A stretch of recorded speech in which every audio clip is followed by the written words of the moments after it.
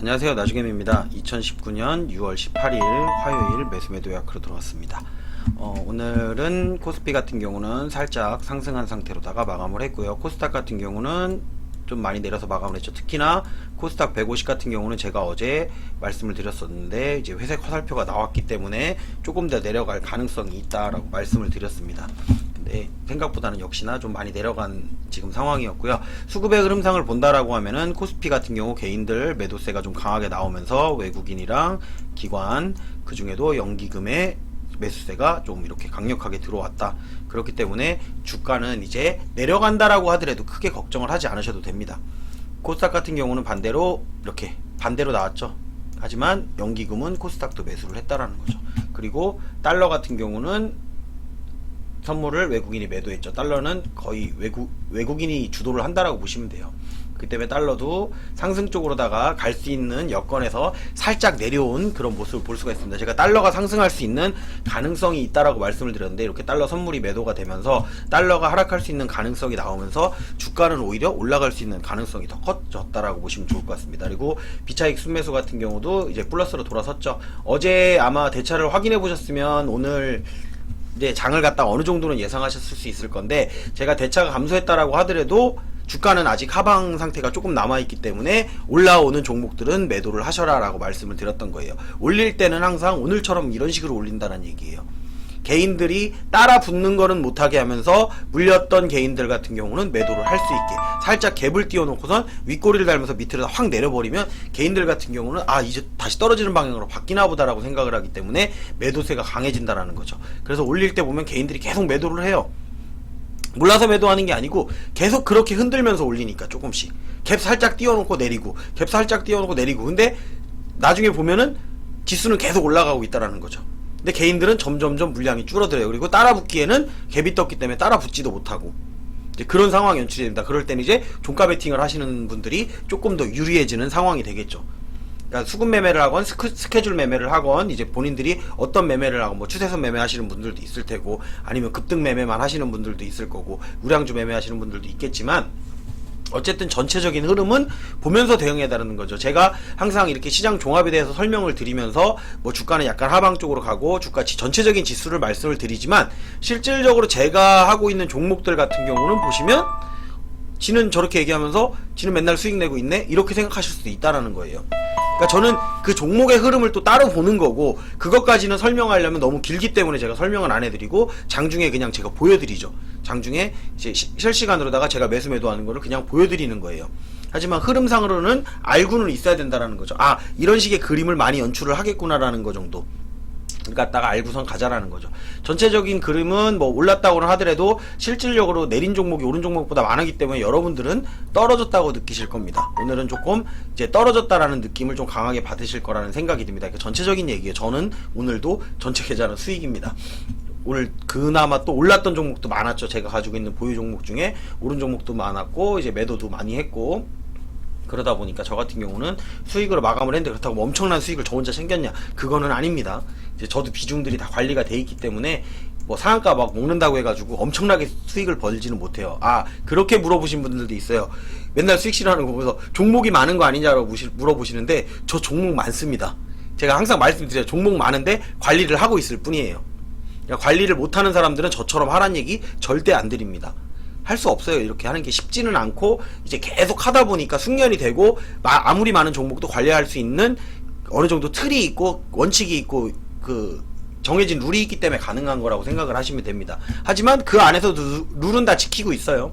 그 모든 종목의 저점을 잡아나가는 게 제 최대의 목표라니까요. 그래서 나중에는 정말 가만히 놔둬도 수익이 계속 불어날 수 있게만 만들면 돼요. 근데 가만히 놔두기에는 급등을 하기 때문에 매도를 할 수밖에 없다라는 거죠. 더 올라갈 것 같더라도 여기 올라가면 안 되는 지점까지 올라가 버리니까 매도하고, 그 다음에 내려올 때는 다시 살 것인가 말 것인가만 결정을 하면 돼요. 추가 매수를 할 것인가 아니면 안 할 것인가. 근데 제가 올라가면서는 아직 잘 안 사죠. 근데 조금 더 나중에 확실해지고 내가 완벽하게 뭔가를 마스터했다라고, 저도 아직 뭐 배우는 입장이라고 생각을 하고 있지만, 그렇게 완벽하게 마스터할 때까지 될지는 사실 의문이에요. 왜냐면 항상 주식은 불확실성을 가져가야 되기 때문에. 그래서 제가 올라가는 종목 안 사는 겁니다. 그리고 그런 것도 물어보셨어요. 어제 이제 필룩스라는 종목이 상한가를 이제 시간에 상한가를 쳤었죠. 그랬더니 저한테 이제 카톡방에 계신 분들이나 다른 분들이 물어본 게 있었어요. 이제 필룩스 사야 되나요? 그렇게 물어보셨는데 제가 그렇게 말씀드렸죠. 올라가면 팔 생각을 해야지 왜 살 생각을 하냐. 올라가면 팔 생각을 해라. 못 샀으면 이미 시간은 늦은 거다. 그게 맞는 거예요. 미리 살 수 있을 때 샀어야죠. 올라가고 있는 거를 올라가는 걸 따라붙어 사면 다 보시면 알겠지만 오늘 다 윗꼬리 달고 내려온 종목들 상당히 많죠. 그러니까 단타를 하겠다고 오늘 따라붙었던 사람들은 정말 짧은 구간을 먹고 나오지 않았으면은 웬만하면은 물렸을 가능성이 상당히 높은 그런 장이었다라고 여러분들이 생각하시면 됩니다. 여기에 있는 이런 분들이 다 그런 분들이에요. 코스닥 다 물렸죠. 코스피는 오른 게 없으니까 그냥 다 갖다 팔아먹고. 그러니까 여기서 수익 난 사람도 없는 거고 팔아서 수익 난 사람도 없는 거고 여기서 수익 난 사람도 별로 없다라는 거죠. 그 중에 극소수인 사람들, 운이 좋은 사람들 아니면은 정말 이제 실력이 정말 뛰어나거나 월등한 사람들이 뭐 단타를 쳐가지고 뭐 자랑은 할 수 있겠죠. 근데 그 사람들이 매일 그럴 수는 없다라는 얘기예요. 제가 예전에 단타를 정말 많이 해보고 저는 정말 매일 주도주를 항상 갖고 있는 사람 중에 한 명이란 말이에요. 그러다 보니까 그렇게 될 수 없다라는 거래. 저조차도 여기다 몰빵을 안 하는데 몰빵을 했다? 몰빵을 했으면 먹었을 수도 있겠죠. 어쨌거나 이제 시장 종합은 거기서 마무리하도록 하고, 어제 같은 경우가 상당히 좋은 흐름이 나왔죠. 제가 주가는 하락 쪽으로 내려가는데 대차가 마이너스가 되면서 내려가는 거는 상관이 없다라고 말씀을 드렸죠. 근데 오히려 오늘 코스피 같은 경우는 심지어 상승을 했어요. 그렇기 때문에 전체적인 흐름은 나쁘지가 않다. 뭐 스케줄 매매 하시는 분들 같은 경우는 갑자기 뭐 평화산업이라든지 이런 종목들이 떠버렸죠. 그게 왜 그런 거냐면 미리 스케줄을 알고 계셨으면은 어느 정도는 예상을 할 수 있었다라는 거예요. 제가 예전에 한번 수소에 관련돼서 수소랑 이제 그 와난티 같은 대북 종목들 관련해가지고 이제는 조금 살라고 준비를 하셔도 된다라고 말씀드렸을 때 이제 말씀을 드렸던 게 있었어요. 그 이제 내일부터는 2019 수소 엑스포가 시작을 하고요. 이제 그것 때문에 미리 오른 거라고 생각하시면 돼요. 수소 엑스포에서 이제 또 뜰 종목들은 뜨지만 이게 앞으로 계속 갈지 안 갈지는 사실 의문이라는 거예요. 계속 갈지는 모르겠어요. 저는 그렇게까지 생각을 하진 않거든요. 대대 상승장이 이루어지면서 거기에 이슈를 받는 종목이라면 꾸준하게 상승을 하겠지만 지금 현재 그 주가 지수 자체가 대대 상승장을 이루고 있는 건 아니란 말이에요. 아직은 남아있는 일들이 많다. 중국하고 미국하고의 무역 협상도 어느 정도 무역 전쟁도 협상이 마무리가 된 상태가 아니고 악재들이 어느 정도 이제 다 생각했던 대로 됐다라고 해가지고 시장에서 받아들이는 거는 그걸 갖다 이미 어느 정도 적용을 했다라고 생각을 하는 겁니다. 그리고 이제 내일부터는 뭐가 있냐면 이제 파월 의장이 금리 인하할 것인가 안 할 것인가에 대한 얘기도 또 하겠죠. 기자회견을 하니까. 그리고 이제 EU 정상회담을 시작을 합니다. 그리고 이제 다음 주 같은 경우에 다음 주 금요일쯤에는 미국 선물 옵션 마감일도 있으면서 그때 뭐를 하냐면 G20 정상 그 무역 전쟁 합의 가능성이 있는 이제 그 회의를 갖다가 또 합니다. 그때 돼가지고 추세가 어떻게 변할지 그때까지 어떤 흐름을 가져갈지는 좀 지켜보는 게 좋을 것 같고요. 그 안에는 뭐 확 바뀌고 이러는 건 없을 것 같아요. 근데 그 안에 뭔가 이제 정보가 빠른 외국인들이나 기관의 움직임이 상방 쪽으로 간다라고 하면은 아무래도 정상회의에서 좋은 결과가 나오지 않을까를 그냥 예상을 해보는 정도로만 생각을 해보고 우리는 수급의 흐름을 따라간다라는 거죠.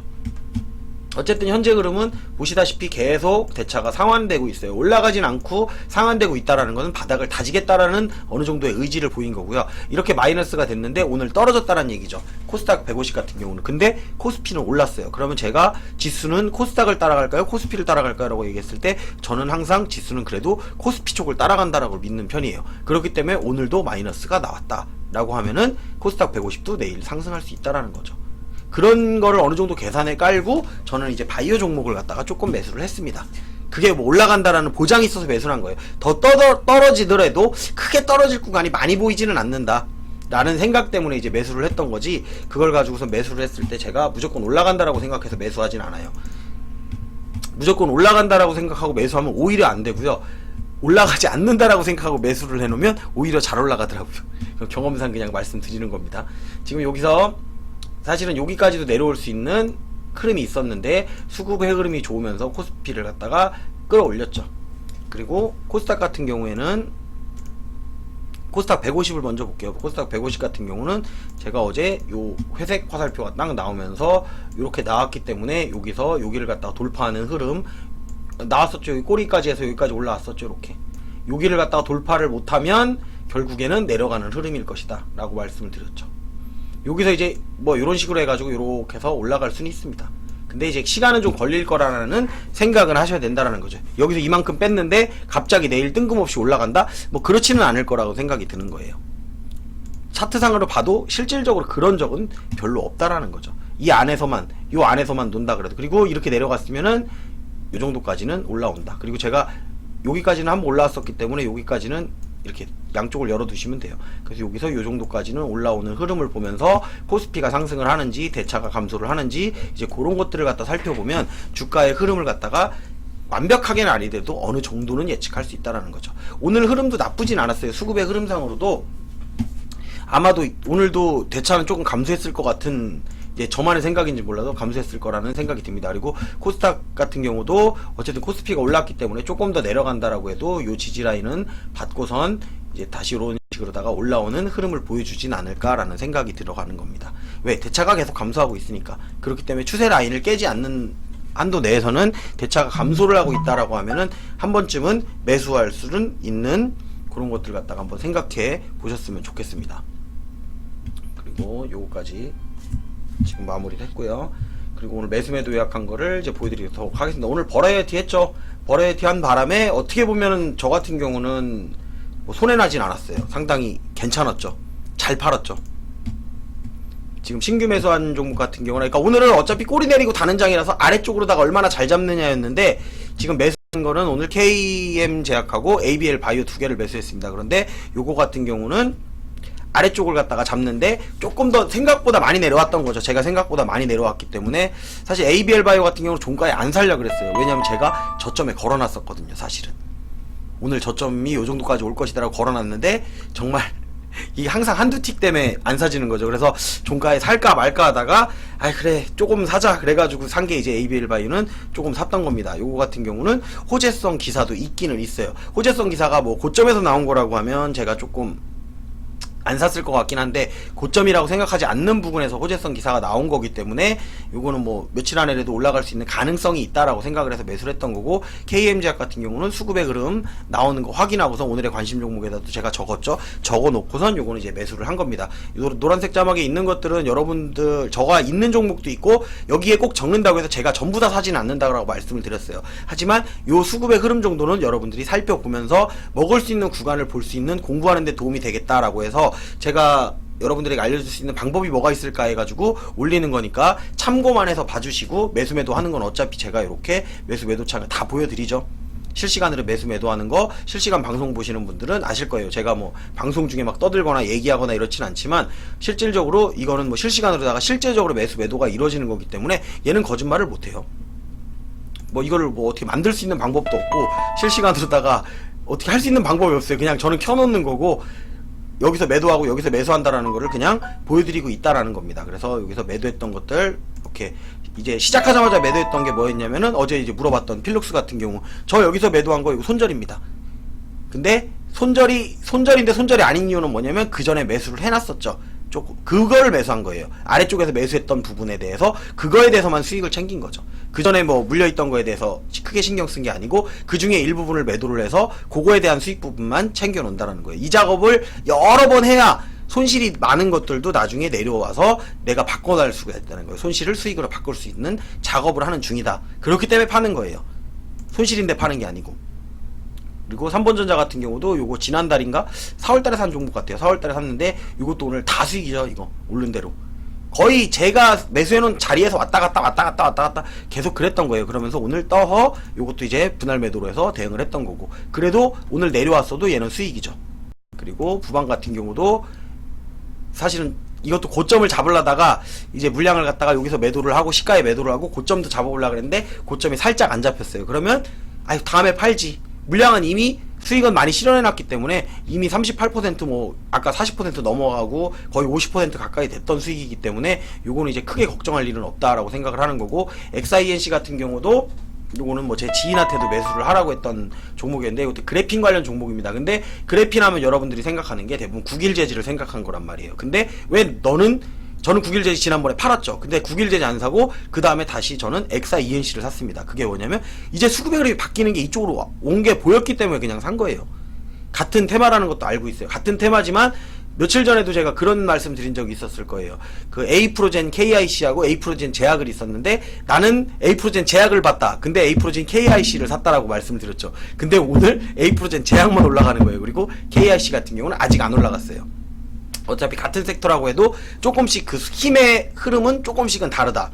그러니까 다른 종목들도 다 마찬가지예요. 같은 섹터, 수소 섹터라고 하더라도 그 안에서 그 디테일한 부분들은 조금씩 다르다는 거예요. 그렇기 때문에 제가 이 노란색 자막에다가 적는 거는 그 흐름이 조금 더 좋은 것들을 여러분들에게 적어 드리는 거예요. 그거 관련된 종목들이 당연히 올라가는 건 맞지만 거기에서 보이는 것들을 여러분들에게 적어주는 거라고 생각하고선 참고하고선 보시라는 얘기예요.